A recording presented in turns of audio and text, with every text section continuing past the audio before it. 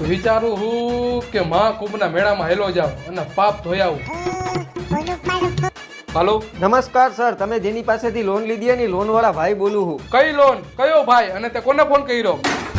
પણ સર તમે 50 લાખની અમારી પાસેથી લોન લીધી, તમે ભૂલી કેમ જાવ છો? ભૂલવાની વાત તું કોની પાસે કરે?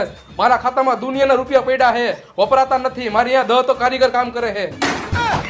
હા પણ આમાં તમારું નામ, નંબર ને એડ્રેસ બધું લખેલું હોય, આમાં તમે જ લોન લીધી છે. એલા ભાઈ, રોંગ નંબર લગાવવામાં ધ્યાન રાખાય. અને મારે ક્યાં લોનની જરૂરત છે? તમારે જોતી હોય તો હું લોન આપું? તો સર હું તમને છેલ્લી ફેરે કહું, તમારી ઉપર કાયદેસરની કાર્યવાહી થાય. એલા તું ધમકી કોને દેશે? અને કાર્યવાહી તો હું તારી ઉપર કરું છું કે ખાલી ખોટી મને ધમકી આપે હે? કાંઈ વાંધો નહીં, હું જોઈ લઈશ. હા તો જોઈ લેજે. તારા જેવા હાંજ પડે 17 ફોન કરે હે. કેટલાક છે આવા ને આવા. ક્યારે જાવ કોમના મેળામાં કઈ સમજાતું નથી. હા તો ફોન આવ્યો, રોંગ નંબર. સર તમારે લોન લેવી છે વગર